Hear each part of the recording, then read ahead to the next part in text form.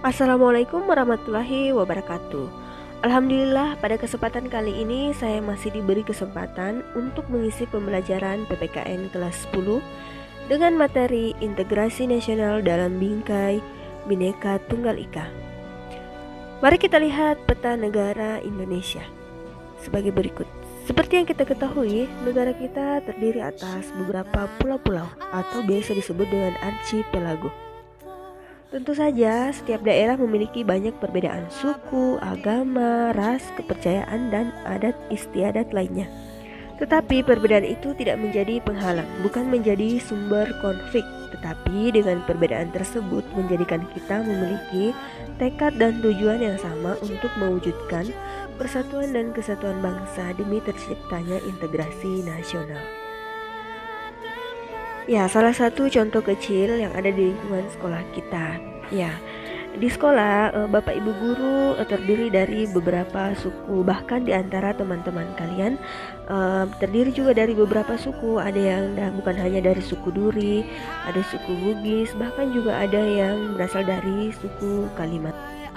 Tentu saja bahasa yang digunakan itu berbeda-beda.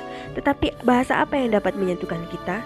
Ya, tentu saja adalah bahasa nasional, yaitu bahasa Indonesia. Apalagi yang bisa menyatukan kita walaupun kita berbeda suku? Ya, ada juga dasar negara, yaitu Pancasila.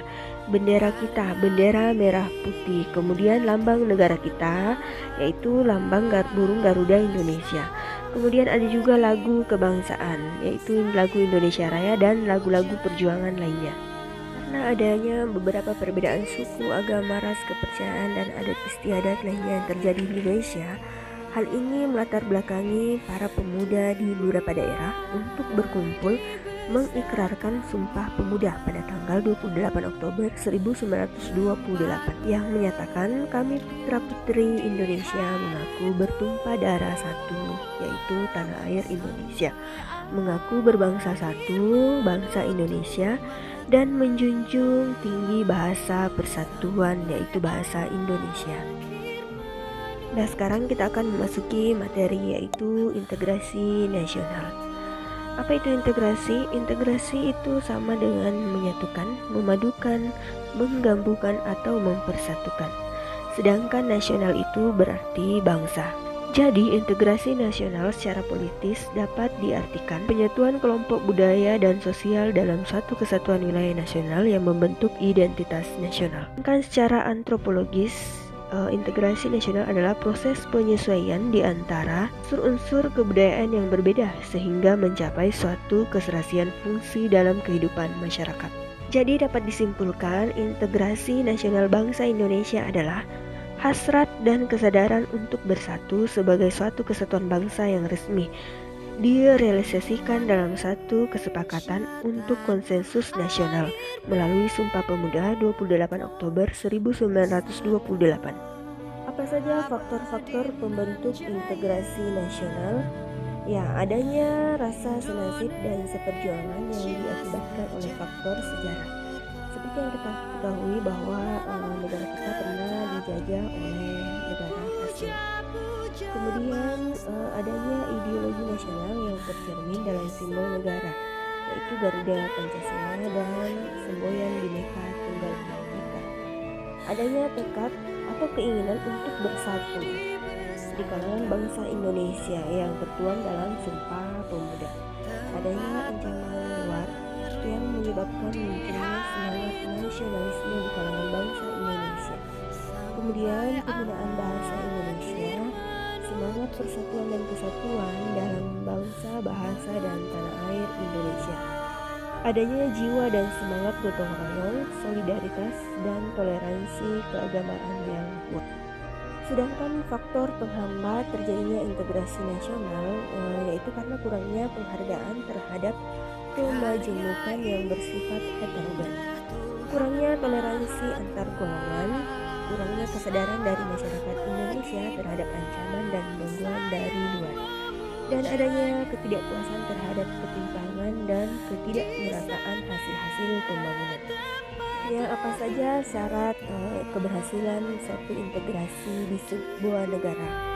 Anggota-anggota masyarakat merasa bahwa mereka berhasil saling mengisi kebutuhan-kebutuhan antara satu dengan lainnya. Kemudian terciptanya kesepakatan atau konsensus bersama mengenai norma-norma dan nilai-nilai sosial yang dilestarikan dan dijadikan pedoman. Kemudian norma-norma itu dijadikan aturan baku dalam melangsungkan proses integrasi nasional. Nah, bagaimana cara kita sebagai warga negara untuk menghadapi ancaman dan tantangan integrasi nasional? Ya, tentu saja melalui sikap bela negara. Bela negara adalah sikap dan perilaku warga negara yang dijiwai oleh kecintaannya terhadap Negara Kesatuan Republik Indonesia berdasarkan Pancasila dan Undang-Undang Dasar Negara Republik Indonesia tahun 1945 dalam menjamin kelangsungan hidup bangsa dan negara.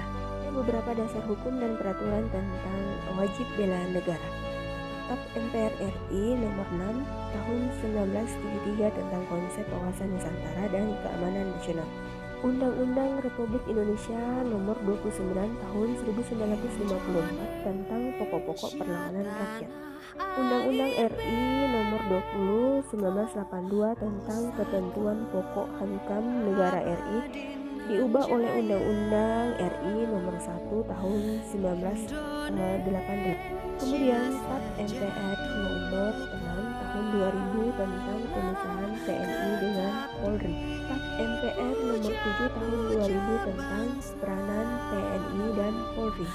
Amandemen Undang-Undang Dasar Negara Republik Indonesia tahun 1945 pasal 30 ayat 1 dan 2 yang menyatakan bahwa setiap warga negara berhak dan wajib ikut serta dalam usaha pertahanan dan keamanan negara yang dilaksanakan melalui sistem pertahanan dan keamanan rakyat semesta oleh TNI dan kepolisian sebagai komponen utama dan rakyat sebagai kekuatan pendukung. Ada juga pasal 27 ayat 3, setiap warga negara berhak dan wajib ikut serta dalam upaya pembelaan negara.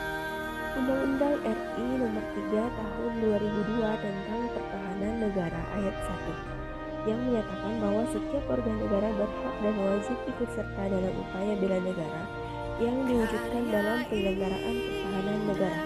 Ayat 2 yang menyatakan keikutsertaan warga negara dalam upaya bela negara dimaksud dalam ayat 1 diselenggarakan melalui kegiatan-kegiatan. Dengan adanya sikap bela negara, kita bisa mewaspadai atau menghadapi AGHT, yaitu ancaman, gangguan, hambatan, dan tantangan. Ancaman adalah usaha yang bersifat mengubah atau merombak kebijaksanaan yang dilakukan secara konsepsional melalui tindak kriminal dan politis. Ancaman ini terbagi atas dua, ada yang bersifat militer dan non-militer. Ada yang berasal dari luar dan ada juga yang berasal dari dalam negeri. Contoh dari luar negeri, agresi, pelanggaran wilayah oleh negara lain. Ada juga spionase, sabotase, aksi teror. Seperti yang baru-baru terjadi ya, gerakan spionase atau mata-mata ya. Ditentukannya kapal selam Cina yang berada di Laut Indonesia. Kemudian ada juga beberapa kapal nelayan negara asing yang mencari ikan di wilayah perairan Indonesia.